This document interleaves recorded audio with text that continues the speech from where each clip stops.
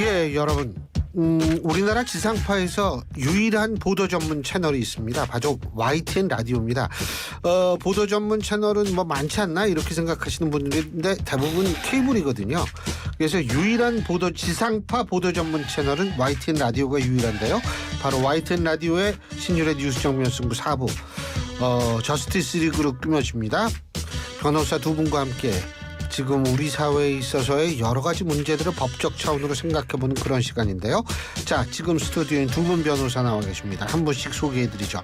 먼저 원영섭 변호사 나와 계십니다. 안녕하십니까? 예, 반갑습니다. 원영섭입니다. 예, 설주환 변호사님 나와 계십니다. 예, 안녕하세요. 예. 자, 오늘 윤 대통령 지금도 이제 텔레비에서 계속 나옵니다. 예, 김용현 전 장관 나오고 윤석열 대통령 나오고 이러는데 이게 뭐 오늘 뭐 좀 어떻게 뭐가 드러났다고 보십니까? 어떻게 보십니까, 원현섭 변호사님?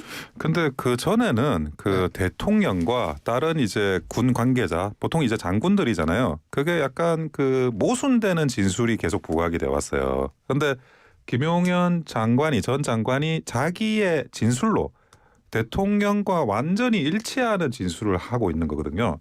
근데 이 김용현 전 장관이 어떤 분이냐면 계엄을 본인이 건의했다 그러고, 그리고 실행의 중심이고 모든 것들의 핵심 중심 상의를 했던 사람입니다. 근데 이분이 대통령과의 진술과 일치하는 진술을 하니까 국민들이 볼 때는 그러면 대통령 말이 맞는 거 아니야? 이렇게 되는 효과가 지금 발생하고 있거든요. 지금 4시간 20분 동안 그 진술을 하고 있다 그러는데 별로 차이 나는 게 없어요. 대통령이 했던 이야기와. 그래서 그런 부분들은 대통령의 진술에 대한 신빙성을 굉장히 더할 수 있는 그런 오늘 하루가 될 것 같습니다. 어떻게 보세요, 우리 설 변호사님? 진술 마사지가 많이 됐습니다. 저는 진술의 신빙성을 그렇게 높게 보진 않습니다. 오늘 김용현 장관과 윤석열 대통령 측은 저는 사전에 진술이 어느 정도 맞추고 나왔다고 봐요. 결이 완전 달라졌어요. 그러니까 포고령 것만 해봐도 이제까지 보면 어떤 뭐 예를 들어서 대통령은 본인이 포고를 한 게 아니라 그 국방부 장관이 이걸 만들었다. 근데 그걸 잘못 뺏겼다 이랬거든요. 잘못 뺏겼다고 얘기한 날 바로 김용현 국방부 장관의 변호인 측이 나와서 정당하게 작성한 거다. 대통령이 법정 가져오라고 해가지고 검토까지 했다. 그런데 오늘 나온 진술들은 완전히 그때와도 달라졌어요. 그렇다고 한다면 김용현 장관과 대통령의 진술은 일치하고 있습니다. 일치하는데 이것이 오늘 이러한 것 때문에 앞으로 나올 증인들과의 배치된 진술 등으로 이 헌법재판이 생각보다 우리가 예상하는 것보다 오래 갈 수도 있겠다라는 좀 불안감이 들었습니다. 저는. 예. 그러니까 이게 계속 다투는 시간이 늘어진다 이거죠. 그러니까 헌법재판소는 유무죄를 판단하는 데가 아니에요. 아니죠. 기본적으로. 네. 그런데 대통령이 비상계엄을 지금 요건은 간단합니다. 헌법에 비상계엄 요건이 있는데 그 요건에 해당하지 않느냐 하느냐, 그리고 그 위법이 중대하냐 안 하냐, 이것만 판단하면 되는데 오늘 나온 것들로서는 헌법재판소에서 결론을 내기가 어렵게 돼버린 거예요. 앞으로 나올 장군들의 진술, 지금 뭐 다음 2월 4일 날 지금 예정된 기일에서도 증인신문을 하게 되는데 분명히 홍장원 차장이랑은 진술이 배치가 될 거란 말이에요. 그렇죠. 지금 오늘 뭐 네. 국회에서 한 얘기를 보면. 근데 그러한 대통령과 국방부 장관과 나머지 어떤 실행자들 사이에서의 어떤 어긋나는 진술들에 대해서 헌법재판소에서 이것만 가지고 판단을 할 수 있냐? 아하. 저는 그 부분은 조금 의문이 생겨요. 예. 동의하세요? 저는 일단은 그 신빙성 관련해서는 김용현 전 장관 같은 경우에는 그 사건이 일어나자마자 바로 구속이 됐습니다. 그리고 처음에 변호인들이 있었어요. 다른 법무법인 변호인들이 있다가 그 변호인들이 교체가 됐어요. 새로 변호인들이 있거든요. 근데 지금 뭐 진술을 뭐 마사지를 했다라고 하시는데 도대체 누가 마사지를 한다는 건지. 근데 본인의 진술이 좀 바뀐 부분은 있지 않나요?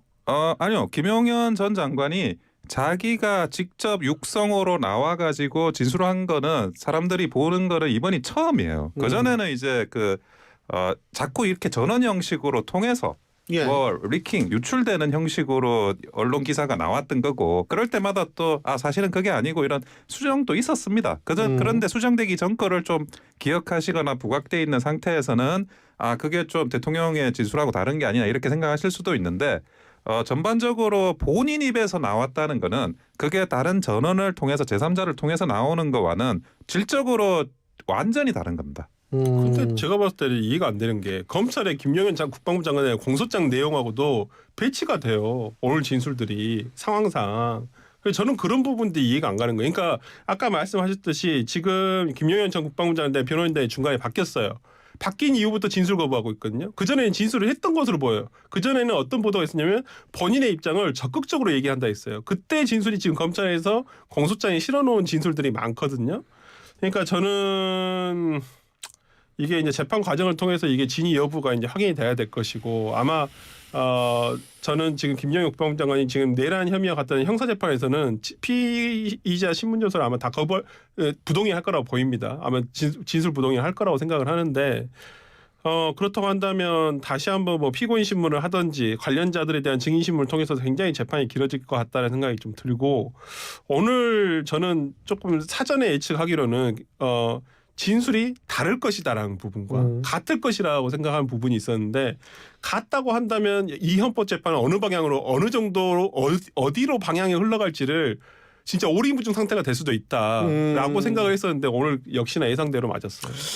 저는 그리고요 또 한 가지 오늘 아침에 공수처가 아이고 이거 빨리 기소해 주십시오. 그리고 검찰에 이 사건을 넘기지 않았습니까? 그거 어떻게 보세요?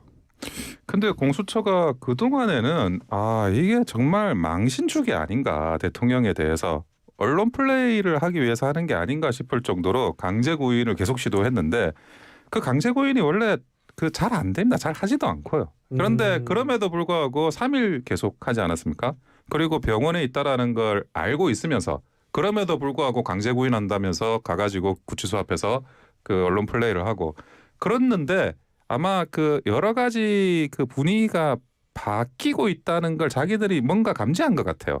이렇게 쉽게 검찰에 그냥 수사 기록을 넘길 그런 공수처가 아니거든요. 특히 10일 하기로 했지 않았습니까? 그러면 뭐 27일이냐 28일이냐 그 기점이 거기에 대한 논란은 있었지만 그래도 최소한 뭐 공수처가 자기가 생각하는 27일, 28일까지는 들고 있을 거라고 생각을 했던 거예요. 근데 지금 이제 보면 결국에는 저는 검찰이 판단을 해야 되는데 검찰의 판단은 이 공수처 수사의 위법성에 대한 판단을 아마 시작할 것 같습니다. 어쩔 수 없이 해야 돼요. 위수증 문제나 위법수집 증거 배제 문제나 이런 걸 해야 되기 때문에 그러면 그 관련해서 사실은 굉장히 복잡한 형태로 전환될 수 있고 공수처는 지금 대통령 강제 구인을 할 게 아니라 자기들이 수사받을 거를 고민하고 지금 준비를 해야 되는 상황인 거죠. 어떤 분은 지금 대통령 측에서 변호인단이 공수처의 그런 불법 수사를 이유로 한 고발장을 이미 접수를 했습니다. 그 고발장에 대한 조사를 해야 되거든요. 예를 들어 이게 불법 체포다. 그리고 독직 폭행이다 그러면 형법상의 처벌을 받습니다.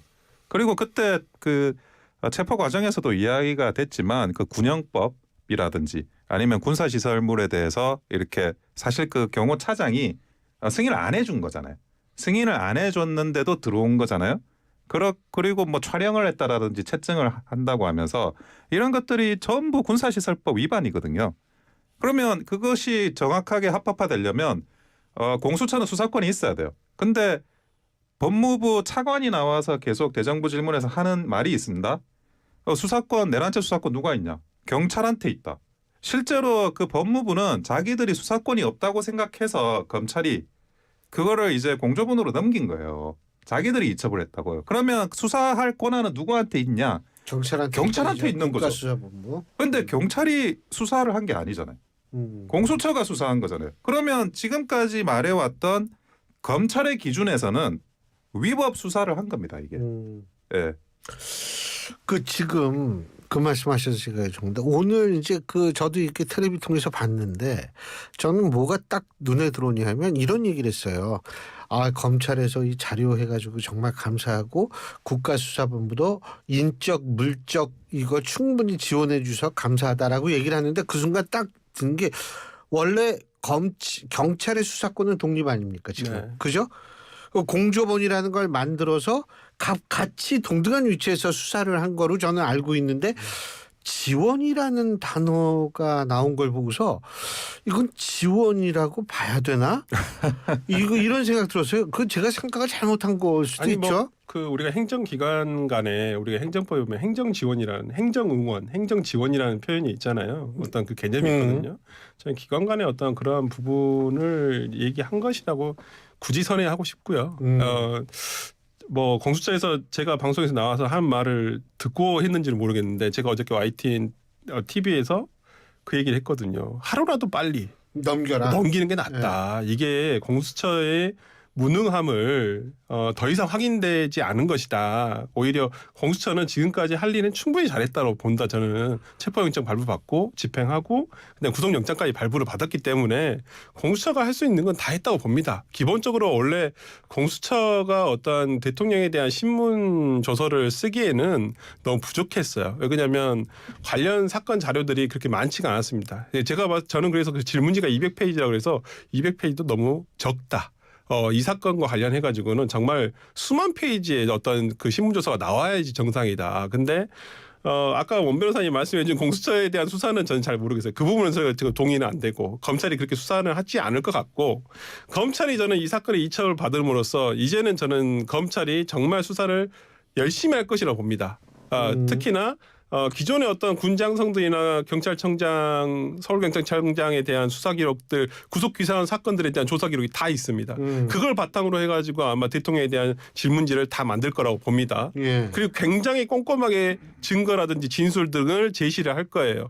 아마 이러한 특수수사에 대해서 누구보다 잘 알고 있는 사람이 윤석열 대통령일 겁니다. 그 부분에 대해서 본인이 검찰에 한때는 몸을 담았던 어떤 총장 출신으로서 검찰 후배들에게 진실을 고할 것인지 정말 여기서도 거부를 계속하면서 재판에서 다툴지는 모르겠습니다만은 저는 검찰에서 충실한 공소장이 써질 거라고 생각을 해요. 충분히 그렇기 때문에 그렇게 생각을 하고 특히나 오늘 검찰에서 보여준 국방부에 대한 압수수색 저는 이게 예사롭지 않다고 봅니다. 특히나 이 국방부에 대한 압수수색이 진행됨으로써 이 사건을 전체적으로 이 비상계엄에 대한 사건을 거의 리셋한 상황에서 대통령에 대한 수사를 진행하겠다라고 저는 얘기를 했다고 생각을 하고 상당히 저는 고강도의 수사가 이루어질 거라고 생각하고 그다음에 대통령이 거기에 응할지는 모르겠지만은 아마 이러한 검찰의 수사 역량이라든지 이런 걸 안다고 하면 아마 응하지 않을 수도 있어요. 지금처럼. 근데 어떻게 돼서든 저는 공소장은 굉장히 자세하게 써질 것이라 생각을 하고 오늘 저는 공수처 이첩 결정은 상당히 잘한 일이다 생각을 합니다. 개인적으로는. 자, 어쨌든 뭐 그 여러 가지가 있는데 또 한 가지는 뭐냐면 이재명 대표가 그 선거법 위반 항소심이요. 이것도 열리고 그리고 위헌 법률 심판? 예. 뭐 그것도 내고 그랬다며요. 예. 어떻게 보세요? 근데 위헌 법률 심판은 전혀 해당 사항이 없는데 그건 제가 간단하게 조금 설명을 드릴게요. 그러니까 이재명 대표 측에서 주장하는 건 이런 겁니다. 그 허위사실 유포로 선거법 위반으로 처벌하는 사례가 없다 세계적으로 그 이야기 하는데 예. 그게 아니라 당연히 허위사실 유포로 처벌을 하죠 선거법으로 세계 어느 나라나 다만 행위를 처벌하는 그런 그 조항이 없다라는 거예요. 행위를 처벌한다. 그래서 그 행위를 처벌하는 거는 과도하기 때문에 다른 사례가 없기 때문에 이거를 가지고 위헌법률 심판 제청을 해보겠다라고 이야기를 하는 건데 근데 그거는 이 말이 안 되는 게 어떤 사실이든 그 후보자의 행위를 기초로 합니다. 심지어 그 대법원의 판례에 따르면 경력도 그 중에 경력이 뭐냐라고 정의 내리면서 그 중에 하나로 행위라고 해요. 행위하고 경력하고 그 별로 차이 나는 개념이 아니고 동일한 개념으로 대법원 판례가 이미 있습니다. 일본 같은 경우에는 경력하고 뭐 쭉쭉 있고 그리고 이제 영국 같은 경우에는 뭐 인격적으로 좌우될 수 있는 사실관계라고 하는데 그 중에 행위를 빼고 할 수 있는 건 존재할 수 없잖아요. 노른자를 만지려는데 흰자 빼고 만질 수는 없는 거 아닙니까? 그래서 그 내용을 가지고 지금 이야기하는 거고 다만 우리나라는 그 허위사실 유포를 조금 엄하게 처벌하는 건 있어요. 왜 그러냐? 전 세계적으로 선거 기간을 이렇게 짧게 주는 나라가 우리나라밖에 없어요. 그러니까 유럽 같은 경우 민주주의가 먼저 발생한 유럽 같은 경우에는 선거 기간 제한이 없습니다. 그리고 미국도 당연히 없고 그리고 유럽의 식민지 경험을 했던 동남아시아나 이런 데도 선거 기간 제한이 없어요. 그래서 아마 동남아시아 같은 데 여행 가보시면 사람들 얼굴 있는 입간판 전화번호 있고 맞아요. 그거 보실 거예요. 그게 뭐냐? 선거운동 하는 거예요. 24시간 365일 선거운동이 가능해요. 근데 우리나라는 왜 그걸 안 하냐? 선거운동 기간을 무제한적으로 늘리면 돈 있는 사람만 정치를 할 수가 있고 후보가 될 수가 있고 그걸 할 수 있는 거예요. 근데 우리나라가 과거제를 통해 가지고 지금 1000년 이상 그런 어떤 그 청빈한 학자 그리고 과거에 급제한 사람이 통치를 하는 그런 문화에 살았는데 그게 아니라 너 아버지 뭐 하시노? 너희 아버지 돈 있어야지 정치할 수 있어. 이렇게 하면 그거를 어느 국민이 동의를 하냐고요. 그래서 사실은 선거 기간을 줄여놔요. 선거 기간을 굉장히 줄여놓는데 그래서 선거 기간을 줄인 만큼 그 선거 기간에서 발생하는 허위 사실 유포가 가지는 선거의 영향력이 훨씬 커지는 겁니다. 그래서 우리는 그거를 조금 더 엄하게 처벌을 해요. 근데 만약에 4년 내내 뭐 5년 내내 365일 선거 운동을 할 수 있다 그러면 어떤 그 허위 사실 유포가 가지는 그 전체 선거 운동에서 영향력이 굉장히 작잖아요. 그러니까 다른 나라는 이제 그런 예외적인 케이스가 적용이 되는 거고 우리나라는 선거 운동 기간이 너무 짧아서 이때 가짜 뉴스 뭐 이런 것들 허위 사실 해명하고 뭐 하고 하면 선거 끝났어요. 선거 운동 기간이 끝났어요. 그래서 지금 그거에 대해서는 좀 중하게 처벌하는 거는 그것도 합리적이다. 그래서 대법원 판례라든지 세계 입법례를 보더라도 지금 그 이재명 대표가 하는 위헌법률심판 제청을 한다 그 받아들여질 수도 없고 그러니까 경력 이꼴 행인데 행위가 아닌 경력으로만 인정하자 뭐 그런 논리는 그 이미 뭐 대법원 판례에 비추어봐도 그게 무리한 논리고 그래서 뭐 받아들여지지도 않고 해봤자 되지도 않을 거고 이렇게 생각한 것 같습니다. 예. 근데 문제는 지금 이재명 대표 이것도 제가 이거 방송에서 얘기한 건데 사전에 재판부에서 듣지는 않았겠지만 요새 자기 도취가 심해졌어. 아니 제가 제 말대로 이게 감이 좋으세요. 결과가 나오니까 되게 신기해서 제가 그 얘기를 했거든요. 이렇게 신속 재판을 하려고 마음을 먹었으면 헌법재판소에서 하듯이 기일 지정을 하면 된다. 사전에 그렇게 지정을 해가지고 나중에 우리는 언제까지 무조건 마치겠다라고 한다면 뭐 검찰 측에서도 뭐 신청할 거 다 신청하고 그다음 피고인 측에서 다 신청할 거 신청해라. 근데 오늘 재판부에서 첫 기일에서 이 절차에 대해서 얘기를 했거든요. 그래서 기일 일괄 지정을 했어요. 그래서 2월 26일 날은 무조건 결심하겠다.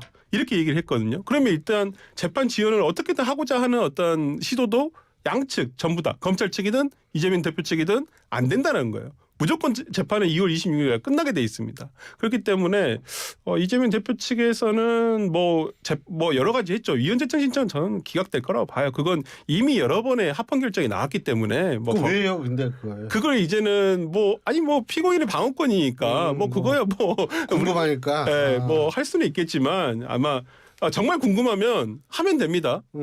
이재명 대표 측에서 헌법 소원을 제기하면 됩니다. 이건과 관련해서 기각을 당하면 그냥 우리가 헌바형 헌법소원이죠. 헌바형 헌법소원으로 들어가서 나는 이건 나중에라도 내가 재판은 중지가 안 되겠지만 헌법재판소의 결론을 진짜 한번 보고 싶다라고 한다면 그거 따로 제기하면 됩니다. 그렇기 때문에 이재명 대표 쪽에서 이번에 기각됐을 때 그 후에 어떤 절차를 거치는지도 한번 봐야 될 것 같고요. 근데 저는 그런 부분에 있어서 일단은 저는 재판부가 신속 재판을 하기로 결정한 부분에 있어서 그 절차를 준수하려고 하는구나. 그래서 소위 말하는 633 원칙에 최대한 부합할 수 있도록 하는 것 같습니다. 2월 26일 그러면은 이제 대법원 최종 판결 언제 나와요? 저는 조희대 대법원장이 자기가 633 원칙 지켜서 선거 사건 다루라고 이미 이야기를 했어요. 맞아. 그러니까 3월에 판결이 날 거고 3월에 항소심 판결이 날 거고 상고심은 조희대 대법원장이 그래도 자기가 대법원장이라고 있는 그 심크고 자기가 지킬 거 얘기를 아니에요. 했으니까 그렇죠. 네, 그러면 3, 4,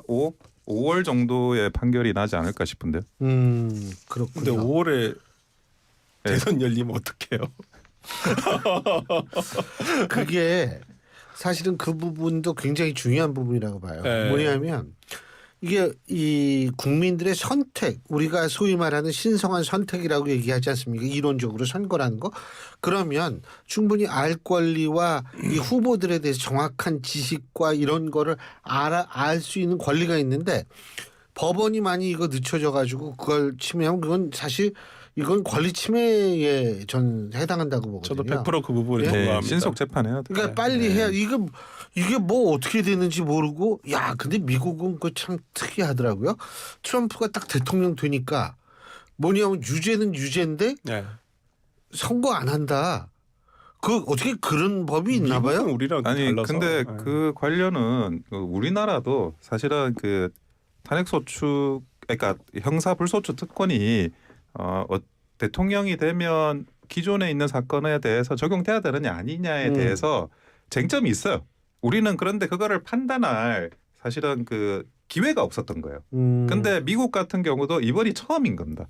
그렇겠죠. 네, 이번이 처음이라 가지고 저도 트럼프 대통령 같은 분은 처음 봐요. 네, 아니 이렇게 그 징검다리로 재선을 한 사례가 처음이고 처음은 아니에요. 한 번 과거에 있었어요. 있었습니다. 한 번 있었어요. 예. 아, 과거에. 그러면 한 번은 있었는데 네. 뭐 그분 또 기소돼 가지고 재판 받고 아니 계시죠. 그런 건 아니죠. 그렇죠. 그런 건 아니죠. 그래 이게 워낙 처음 있는 케이스인데 그래서 많은 사람들이 과연 어떻게 그런 이제 재판부나 아니면 또 수사를 하고 있는 사건도 있었으니까 수사나 이런 것들이 정리가 될까라고 기출을 좀 많이 주목했습니다. 근데 미국이 역사가 짧다라고 많은 사람들이 이야기하시는데 예. 민주주의 역사는 제일 길어요. 네, 미국의 그 미국 혁명이 프랑스 혁명보다 혁명만큼 길잖아요. 그러다 보니까 민주주의를 오래 했고 그 민주주의의 결과에 따라 가지고 그 대통령제를 만들어서 시행을 했고 그런 이제 많은 노하우들이 이거는 국민의 선택이니까 어쩔 수 없는 거 아닌가 하는 그런 생각으로 하지 않았나 싶긴 합니다. 근데 그게 우리나라도 이거를 참고해야 될지 아니면 참고를 안 할지는 우리나라는 우리나라의 사정이 있으니까 그때 가봐야 될 것 같아요. 근데 지금 제가 잘난 척 저도 이제 설명사님도 하셨으니까 저도 잘난 척 하나만 하자면 지금 미국의 민주주의 역사 프랑스보다 길다 그러는데 그게 어디서 나타나냐면 프랑스 대혁명 때 권리장전이라고 왜 그러잖아요. 그게 네. 뭐 인권을 최초로 한다. 그 네. 최초가 아니에요. 아, 그거보다 1년 빠르게 버지니아 국이 저 지금 버지니아 네. 주인데 네. 버지니아라는 권리장전. 나라의 헌법에 최초로 인권이라는 개념이 딱 그 제일 처음에 등장을 합니다. 그런 거는 분명히 맞는 말씀이신데 근데요. 어쨌든 이거 그러면은 아까 설 변호사님께서 이게 좀 늘어질 수도 있죠. 제 헌법재판이 그래서 제가 걱정되는 부분이 지금 이게 지금 예. 이거 중요해요. 이거. 그러니까 제가 봤을 때는 헌법재판이 만약에요. 지금 구인 체제가 돼버리면 굳이 4월 18일이 중요해지지는 않아요. 헌법재판소가 구인 체제가 돼버리면 예. 만약에 두 명이 4월 18일 날 예를 들어서 퇴임을 하더라도 예. 7인 체제가 되거든요. 그렇죠. 7인은 가능합니다. 적법하고 예. 거기에 대해서는 별 의견이 없고 물론 이제 문제는 있다라고 하겠지만 어쩔 수 없는 경우니까. 근데 7인 체제에서 만약에 그렇게 돼버리면 이건 문제가 재판이 없이 이제 흘러갈 수 있어요. 심리가 가능하니까 기본적으로. 그러면 4월 18일 전에 무조건 끝내야 된다. 이렇게 할 수는 없거든요. 지금 그 민주당 쪽에서 뭐 왜 최상목 권한대행 임명 안 했냐고 지금 막 그러잖아요. 그렇죠. 그러니까 임명하면 상황이 달라질 수 있다. 그럴 수도 있죠. 근데 지금 헌법재판소에서 어저께 심리를 했고 이제 바로 선고를 한다고 하거든요. 선고만 남았어요. 여기에 대해서 위법이다라고 하면 그건 지켜야 되는 거 아닌가요? 최상목 권한대행이 아마 당연히 지켜야죠. 뭐 임명을 해야 될 것 같은데 어저께 제가 봤을 때는 심의 내용을 보니까 최상목 권한대행 쪽에서 제대로 어찌 보면 해명을 못했어요. 그러니까 도대체 여야 합의라는 게 임명의 요건이 될 수가 있느냐. 그거에 대해서 헌법재판소에서 좀 명확히 밝혀주기를 바란다고 했는데 거기서 최상목 대행 쪽에서는 이렇게 어떤 반대 논리를 제가 볼 때 좀 썩 잘한 것 같지는 않아요. 그렇다고 한다면 제가 봤을 때는 이거에 대해서 위법 판단을 할 것 같다는 생각이 드는데 만약에 이게 이렇게 되잖아요. 저는 그래서 오늘 이진숙 방통위원장에 대한 결정이 그것도 결론을 보고 좀 우려를 했어요. 이건 4대 4가 나왔는데 이게 진영에 따라서 딱 나눠져 버렸거든요. 그렇다고 한다면 이게 굉장히 좀 복잡해지겠다. 만약 대통령의 탄핵 재판도 성향에 따라서 갈라지지 않으리란 보장이 있을까? 과연 법리적으로만 판단이 되는 것일까? 저는 그런 의구심이 있거든요. 조홍천 변호사님이 조홍천 의원님이 아까 갑자기 변호사라고. 이분도 변호사시. 조홍천 의원님이 아까 나오셔가지고 뭐라고 말씀하셨냐면 이게 지금 그 안창호 그 국민권익위원장 하시는 분 이분도 굉장히 보수지만 박근혜 대통령에 대해서 탄핵에 찬성하셨다 이거예요. 이건 그러니까 헌법을 기준으로 다 생각을 할 것이다 이렇게 말씀을 하셨는데 언제 끝날 거라고 보세요, 원 변호사님은? 저는 사실은 지금까지 분위기를 보면 일찍 끝내려고 한 거는 분명히 있어요. 분명히 있는데 근데 이제 지금 뭐 이재명 대표의 이런 정무적인 상황들이나 예. 특히 그 여론조사가 지금 굉장히 그 대통령 지지율이나 국민의힘 지지율이 치솟고 있어요. 아 여론조사. 예. 예. 그래서 언급을 안 했으니까. 예.